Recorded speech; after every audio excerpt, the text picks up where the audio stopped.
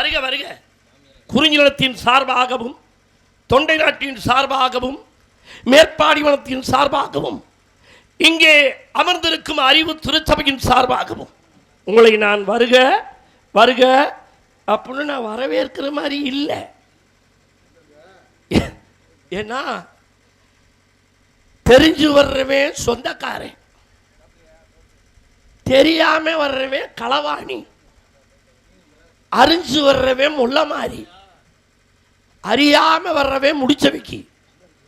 என் இடத்தை தேடி நீங்க வந்திருக்கல, எனக்கு நீங்க என்ன தெரிஞ்சு வந்த சொந்தக்காரரா இல்ல தெரியாம வந்த களவாணியா இல்ல என்ன அறிஞ்சு வந்த முள்ள மாறியா இல்ல அறியாம வந்த முடிச்ச வைக்கியா?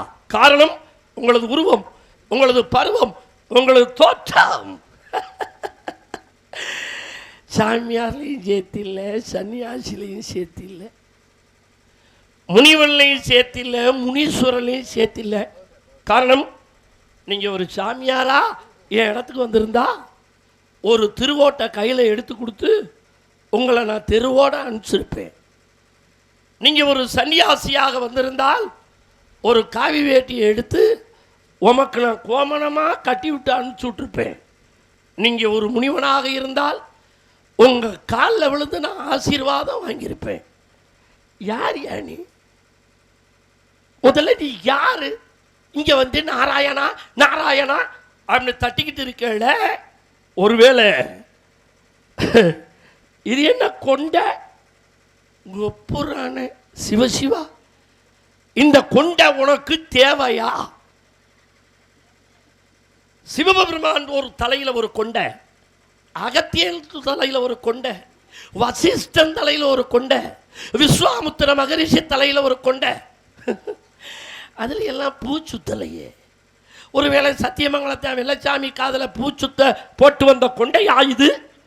அட இங்க வாரியா, மாலையெல்லாம் போட்டு வந்திருக்கேன்.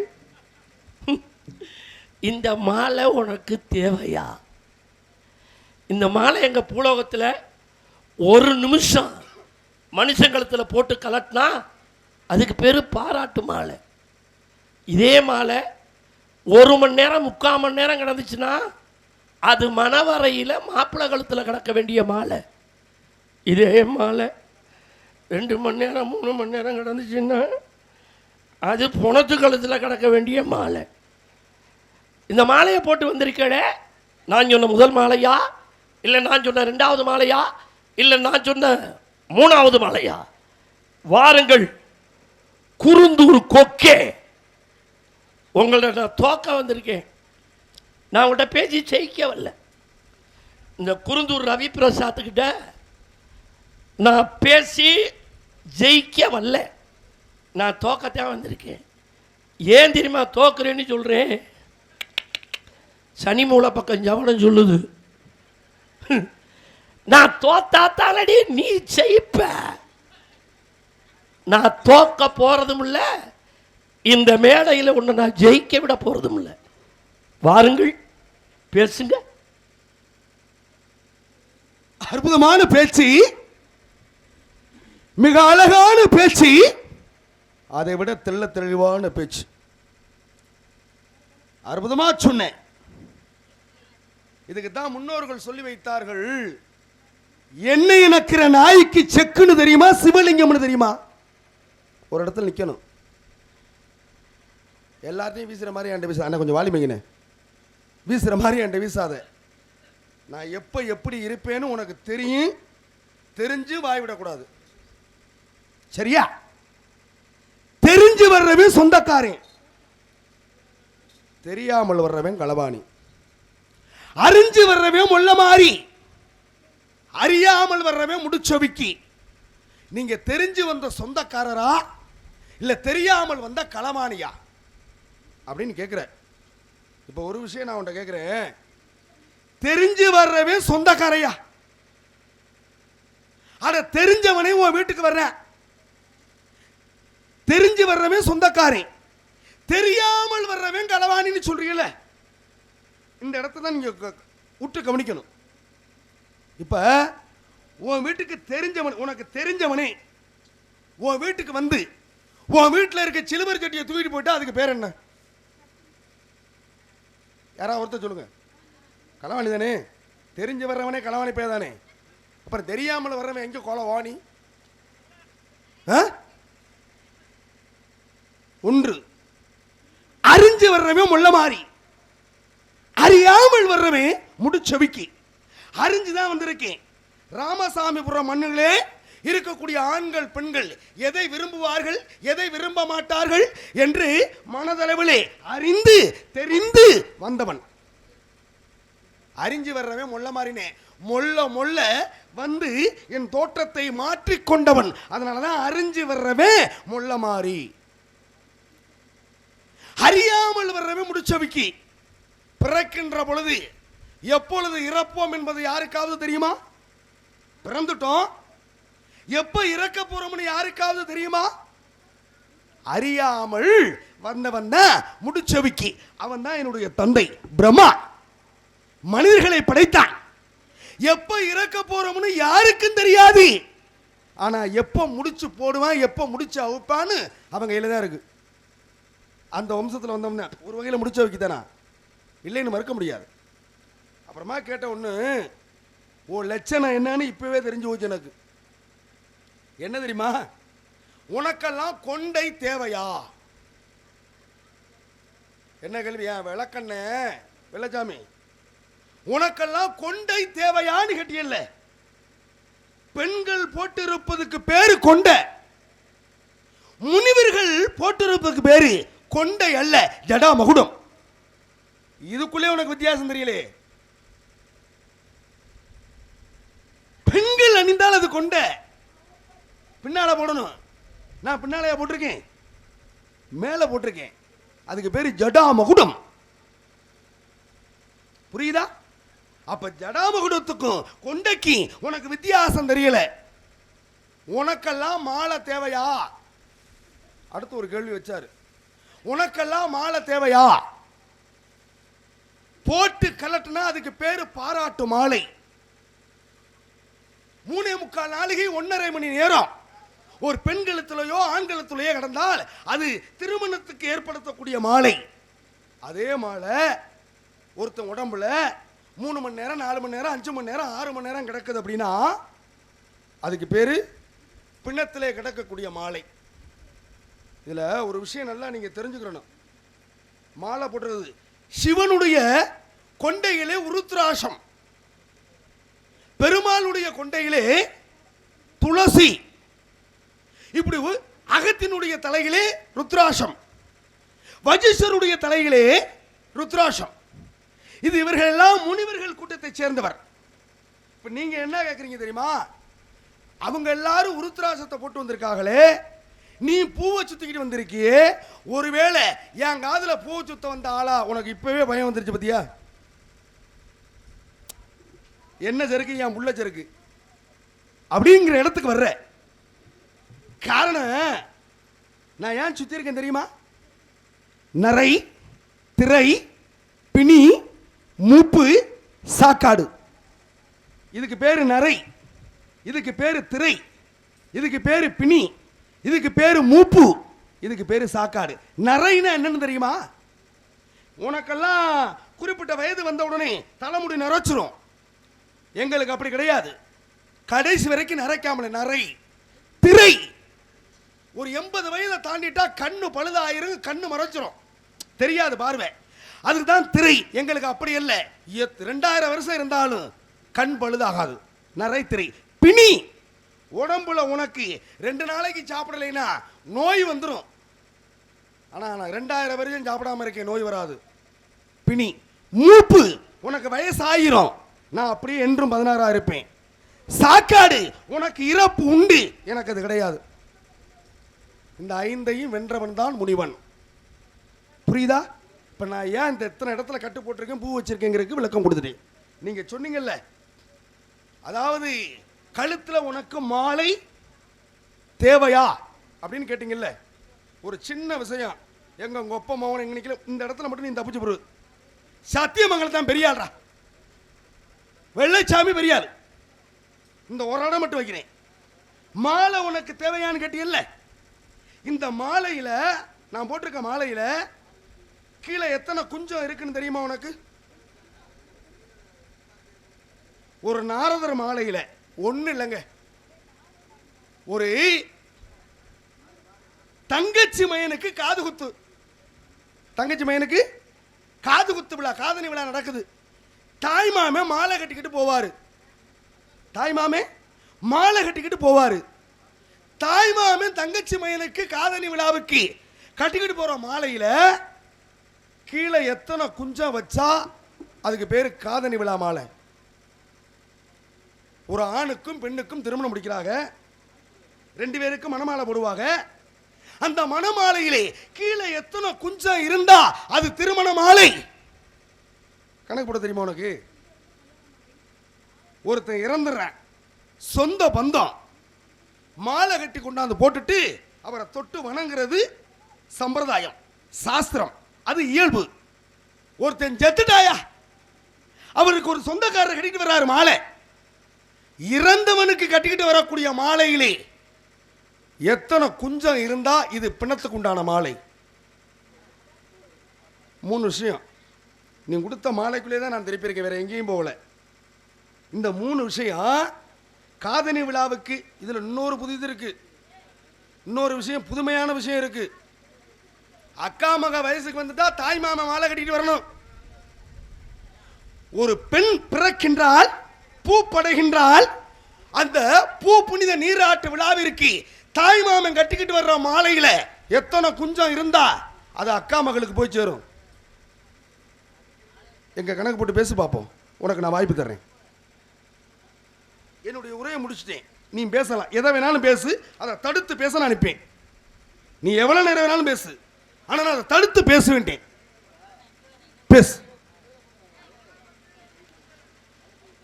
உண்மையிலே இந்த நாடகம் எங்களுக்கு ரொம்ப பிடிச்சிருக்கு, உங்களுடைய பேச்சு எங்களுக்கு ரொம்ப பிடிச்சிருக்கு. இந்த நாடகம் அருமையான பேச்சாளிகள், பேச்சாளிங்கனே இவர் பெருச்சாலியா பேச்சாலியாங்கிறது இனிமேல் பட்டு தான் தெரியும்.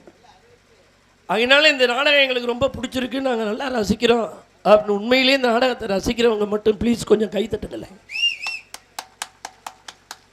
Thank you, good bye. தவளை தண்ணி கீழுக்குது, ஓனாயி வேலி கீழுக்குது. இதுல யாரு தவளை, இதுல யாரு ஓனாயி அப்படின்னு கைதற்றவர்களுக்கு மட்டும் புரியும். ஐயா, நான் கேட்ட கேள்விக்கு பூரா இவர் பதில் சொல்லி முடிச்சிட்டார். என்ன ஒரு வெகுமானம். உண்மையிலே குருந்தூர் ரவி பிரசாத்தை நினைச்சா ஒரு பக்கம் சந்தோஷமா இருக்கு, ஒரு பக்கம் கவலையா இருக்கு. இந்த சந்தோஷம் ஏன் தெரியுமா எனக்கு இருக்கு? எப்படியாச்சும் வெள்ளச்சாமியை ஜெயிக்கணும்னு சொல்லி ஒரு பேச்சை கொண்டு வந்து விட்டு அப்படியே என் பேச்சுக்கு பேசி அப்படி பண்றது மாதிரி பண்ணில, அதை நினைச்சு எனக்கு சந்தோஷமா இருக்கு. ஒரு பக்கம் வேதனையா இருக்கு. ஏன் தெரியுமா? ஏன்டா இவற்றை போய் இதை கேட்டோம் அப்படின்னு 2 இருக்கணும். அவர் சொல்றார் தெரிஞ்சு வர்றவன் சொந்தக்காரன் அப்படின்னு சொல்றதுக்கு அவர் சொல்றார், தெரிஞ்சு வர்றவனே உன் வீட்டில் வந்து சிலுவர் சட்டியை தூக்கிட்டு போயிட்டா அவனுக்கு பேர் என்ன அப்படின்னு கேட்குறார். இப்போ பிரகாஷ் இருக்காப்புல, மிருதங்கம் பிரகாஷ், சாயந்தரம் 6 மணிக்கு மேலே எங்கள் ஊர் வழியாக மாடு வாங்க போகிறார்.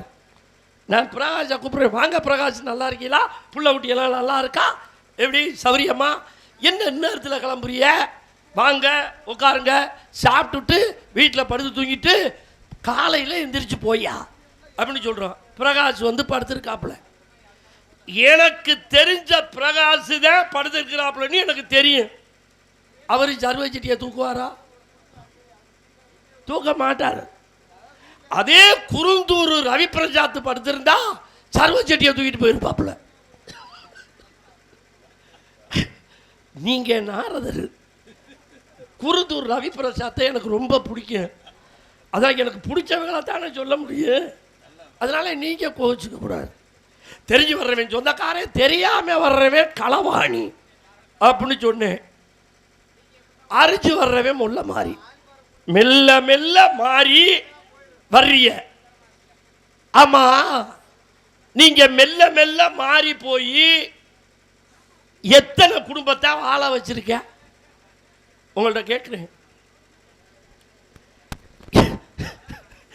சிவபெருமான்கிட்ட போனிய, சிவபெருமான் குடும்பத்துக்கு போனிய, ஒருத்தரை ஊரணிக்கரையில் கொண்டு போய் வச்சுட்டா, ஒருத்தரை மலையில் ஏற்றிட்டா, இன்னொருத்தரை கையிலைக்கு அனுப்பிட்டா, இன்னொரு அம்மாவை வேப்ப மரத்தடியில் உட்கார வச்சிருக்க. நீங்கள் போய் நல்லா இருக்கா ஐயா? உங்கள்ட்ட கேட்குறேன். நாரதர் தெரிஞ்சு வர்றவன் சொந்தக்காரன், தெரியாமல் வர்றவன் கிளம்ப, அறிஞ்சு வர்றவன் முள்ள மாறி, அறியாமல் வர்றவன் முடிச்ச விக்கி. முடிச்ச அவுக்குற கூட்டமாக அவங்க. நீ என்னையா முடிச்ச வித்து எங்களை நிம்மதி மசிதில் வச்சிருக்க? சொல்லு.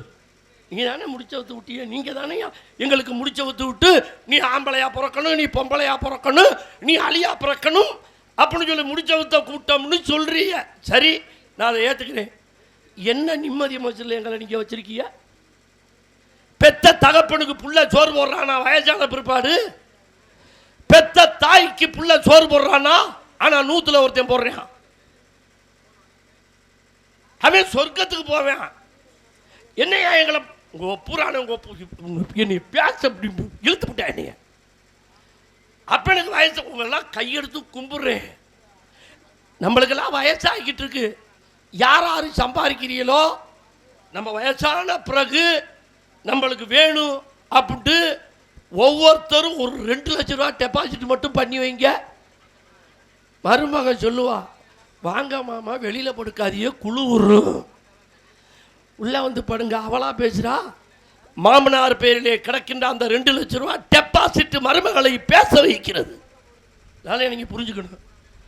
அப்போ எனக்கு வயசாகி போய் கட்டில் கிடப்பேன். இவன் வீட்டில் இவன் கட்டின வீட்டுக்குள்ளே மையம் எடுத்துக்கிட்டு அப்பனை ஒட்டு துணியில் போட்டுருவேன். அப்பனுக்கு முடியாமல் போயிடும். இழுத்துக்கிட்டு கிடப்பேன்.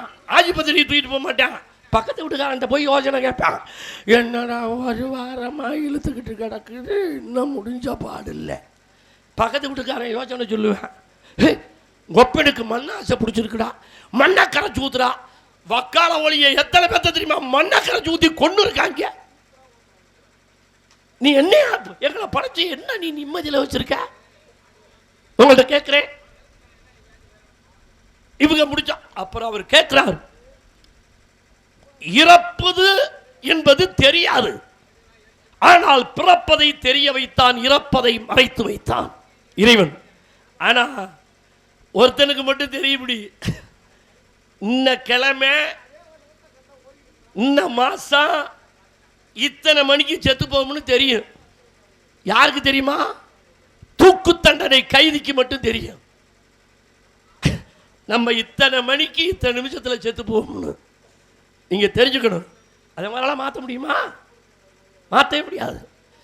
இதெல்லாம் கேட்கிற உடனே அவர் சொல்றார், பஞ்சபூதத்தை அடக்கி வச்சிருக்காரா. இது பூரா பஞ்சபூதம். உங்களுக்கு மட்டுமா பஞ்சபூதம் இருக்கு? எங்களுக்கு தான் பஞ்சபூதம் இருக்கு. நிலம் இந்த உடம்பு, நீர் இரத்தம் தண்ணி சிறுநீர். நிலம் உடம்பு, நீர் இரத்தம், காற்று சுவாசம். நிலம் நீர் காற்று ஆகாயம் தலை. நிலம் நீர் காற்று ஆகாயம் நெருப்பு. மனிதனுக்குள்ள சூடு. உங்களுக்கு மட்டும் நடி, எங்களுக்கு தான் பஞ்சபூதம் இருக்கு. ஏனால வெளியில காட்டிக்க முடியுமா? முடியாது. குருந்தூர் ராய் பிரசாத் அவர்களே, நான் நிறைய பேச விரும்பல. நேரம் என் தங்கச்சி என்னை விட அதிகமாக பேசக்கூடியது. நீங்க கேட்டீங்களே கேள்வி, தங்கச்சி மையனுக்கு அல்லது மகளுக்கோ பூப்படைந்து விட்டால் மாமங்காரே மாலை கட்டிக்கிட்டு வரும் பொழுது எத்தனை குஞ்சம் வைப்பேன் அந்த மாலையில்? அவர் கேட்டாராங்க? உங்களை தான் ஏன் கேட்கிறேன்? கேட்டார்ல. வரகரிசி திருமலகு வல்லம்ப நாடு வல்லம்ப நாட்டுல வெள்ளால வீடு, வெள்ளால வீட்டுல அம்பட்டடைக்கேன்னு கும்பிட்டு அழைச்சு ஆறுமுக சாமிய கவரா திரிச்சு கொக்கு தலையில கொண்ட முடிஞ்சு கொப்பர தேங்காய தொப்புன்னு உடைச்சு வருகுதையா எங்களோட சீனி கப்ப கண்ட மச்சான் அரோகரா வேல மச்சான் அரோகரா. உழவும் பஞ்சமம் அரிதனம் விரிதனம் சுலபதனம் மொத்தம் 5 குஞ்சம் வச்சு கட்டிக்கிட்டு வரணும். யாரு? மாமே. உஞ்சனம்னா என்ன தெரியுமா? இந்த உஞ்சனம் என்பது உறவுகளை வளர்க்கக்கூடியது. இந்த 5 குஞ்சமும் வச்சு கட்டணும். இப்ப உங்க மாலையில 7 குஞ்சம் வச்சு கட்டணும். 7 குஞ்சம் வைக்கணும். இந்த 7 யாரு? நீங்க வரும்பொழுது இந்த குஞ்சம் இருந்துச்சா? இல்லையே. 7 14 லோகமும் நீங்க சுத்துறாரு. அப்போ ஒரு உலகத்துக்கு ஒரு பூ உங்களுக்கு சூடப்பட்டது, ஒரு குஞ்சம். அதில் இருந்து நீங்க கணக்கு பண்ணி சொல்லுவீங்க. எனக்கு தெரியும். பிணம் இறந்து விட்டான், கொண்டு வந்து போடுவேன் மாலை. அதில் எத்தனை குஞ்சம் தெரியுமா இருக்குன்னு? 3 குஞ்சம். ஏன் தெரியுமா? கடமை. இந்த உலகத்தில் கல்யாணத்தை பண்ணினே, பிள்ளைய பெற்றேன், என் கடமையை செஞ்சு முடிச்சிட்டேன். கண்ணியம், கண்ணியத்தோடு வாழ்ந்தேன். கட்டுப்பாடு, இந்த உலகத்துக்கு கட்டுப்பாடோட நடந்தேன். கடைசியில் போயிட்டேன். 3 குஞ்சம் இறந்தவர்களுக்கு. கல்யாணத்துக்கு மாலை போடுறாங்க. எப்படி? அந்த கல்யாண மாலை என்ன? அதுக்கு எத்தனை குஞ்சம்? கல்யாண மாலைக்கு ஒரே குஞ்சம் தான். கல்யாண மாலைக்கு ஒரு குஞ்சம். அந்த குஞ்சத்தை அவுத்து பார்த்தா உள்ள 9 பூ இருக்கும். உள்ள 9 பூ இருக்கும். இதை படித்தவர்கள் மட்டும் சரியாக கட்டுவார்கள். படித்தவர்கள் மட்டும் சரியாக கட்டுவார்கள். இந்த பூக்கடையில் மட்டும். இது நான் சொல்லல, கருட புராணம் சொல்லுகிறது. நான் சொல்லல, கருட புராணம் சொல்லுகிறது. ஆகையினாலே நீ கேட்டதுக்கு உண்டான பதில நான் சொல்லியிருக்கேன். அப்படி இல்லை அப்படின்னு நீங்க அடிச்சு பேசுனீங்க அப்படின்னா இந்த வள்ளி திருமணமாக நம்ம 2 பேத்துக்குள்ள முடிஞ்சுக்கிறோம். பேசுங்க. இருப்பா, இரு. சும்மா வந்தோன்னே மண்டைக்கு ஏற்றக்கூடாது. நான் என்ன கேட்டனோ அதுக்கு பதில் தெளிவாக வர வேண்டும். இந்த இடத்துல நீங்க மாலை போட்டிருக்கீங்க. இந்த மாலையில அதாவது 7 பூக்கள் சேர்ந்த ஒரு குஞ்சம். நாரதருக்கு 7க்கு என்ன சம்பந்தம்? இதுல 7 இருக்கியா? இது இப்படி காமிச்சம் போல இருக்கு. அது எண்ணிப்டாப்ல இருந்தாலும் அவ்வளோதான், வேற ஒன்றும் இல்லை. அதுக்குள்ள ஒரு கேள்வி. ஆனால் உன் அறிவை நான் பாராட்டுறப்பா. உங்கள்கிட்ட முன்னாலையும் திரும்ப முடியல, பின்னாலையும் திரும்ப முடியல. பெரிய தேள் கொடுக்கு பாட்டி நீங்கெல்லாம். 7க்கும் எனக்கும் சம்பந்தம் உண்டு. நா என்றால் நாதம், ரா என்றால் ராகம், தா என்றால் தாளம். நாதமும் ராகமும் தாளமும் சேர்ந்ததுதான் பாட்டுக்கு நாரதன். ஒரு பாட்டை இயற்றணும்னா சப்த ஸ்வரங்கள் வேணும். ஒரு பாட்டை இயற்றணும்னா ச ரி க ம ப த நி. இந்த 7க்கு 7 இல்லை என்றால் பாட்டுக்கு நாரதன் என்ற பட்டத்தை நான் பெறவும் முடியாது. இந்த சப்த ஸ்வரங்களுக்கும் எனக்கும் ஒரு சம்பந்தம் உண்டு. அதான் உண்மை. இந்த புத்தகம் எல்லாம் உனக்கு எங்க கிடைச்சிச்சு? அப்ப 7க்கு எனக்கு நீ சொன்னது தாய்மாமன் கட்டிட்டு வந்த மாலை 5 குஞ்சம் வச்சது நான் ஏத்துக்கிறேன். அடுத்ததாக சொன்னேன், திருமண ஒரு ஆணுக்கும் பெண்ணுக்கு திருமணம் முடிக்கின்ற பொழுது குஞ்சம் ஒன்னாத்தான் தெரியும். ஆனா உள்ளே 9 ஆக மலர்கள் இருக்கும். அதுக்கு நான் ஒத்துக்கிறேன். இறந்தவருக்கு எத்தனை சொன்னேன்? 3. நான் அதையும் ஏத்துக்கிறேன். நான் மறுக்கல. நான் அதையும் ஏத்துக்கிறேன், மறுக்கல. அக்கா மகளோ தங்கச்சி மகளோ வயதுக்கு வந்து விட்டால் தாய் மாமன் கொண்டாந்து மாலையை போட்டு கழிச்சாத்தான் அதுக்கப்புறம் நடக்கும். தாய் மாமன் வரலைன்னா 3 நாள் வரைக்கும் இருக்கணும். அதுக்கு எத்தனை குஞ்சம் வச்ச உனக்கு அறிவு? சோத்தை தானே திங்கிற? சோத்தை திங்கிறீங்களா? சோத்த இருங்க. மனிதனுக்கு எல்லாம் எனக்கு மட்டும் இல்ல, இந்த உலகத்தில் பிறக்கப்பட்ட மனிதருக்கு பூரா மறதி என்று ஒன்று இருக்கும். சரி, மறதி இருக்கும், ஒன்று இருக்கும். அது எல்லாருக்கும் உண்டுதான். நான் தெய்வம் இல்ல, சரி, மனுஷன் தான். சரி, படிச்சிருக்கேன். நீ இரு, நீ தெய்வம் இல்ல, மனுஷன் தானே. ஒரு தெய்வத்தினுடைய ரூபத்தில் இருக்கக்கூடிய நாரத மகரிஷி கிட்ட உன் வார்த்தையை வர்றி தப்புன்னு மன்னிப்பு கேட்டு போ. ஏத்துக்கிறியா? இது ஏத்துக்க முடியுமா? தொலைச்சு புடியும். தொலைச்சு எப்படி தொலைச்சு புடுவேன்? உனக்கு மன்னிப்பு கேட்டுட்டு போறியான்னு சொல்றீங்களா, இல்ல தப்பு கிட்ட மன்னிப்பு கேட்கணுங்கிறீங்களா? ஐயா, நீ சொல்லலைனாலே அது தவறு. அந்த தவறுக்கு சபையோர்கள்கிட்ட இல்ல மன்னிப்பு கேட்கணும். ரவி பிரசாத் பேசு. ஒன்னு சொல்றேன், பேசியா.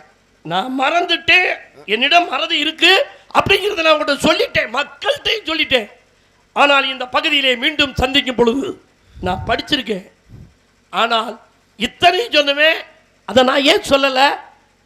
உங்கள்கிட்ட நான் பொய்யா சொல்லி நான் பேர் எடுத்துட முடியும். மாட்டிக்கிருவேன். ஆனால் மாட்டிக்கிருவேன், பொய் சொல்ல விரும்ப மாட்டிக்கிருவேன். நான் ஒன்று சொல்றேன், நான் மறந்துட்டேன். இதே பகுதியிலே மீண்டும் சந்திப்போம். அதை நான் சரியா சொல்றேன். பேசு. நான் அந்த இடத்துல காவல் பண்றேன். அடுத்த காவல் இருக்கக்கூடிய ஆளு என் தங்கச்சி வள்ளி. கூட்டி வா. வாருங்கள்.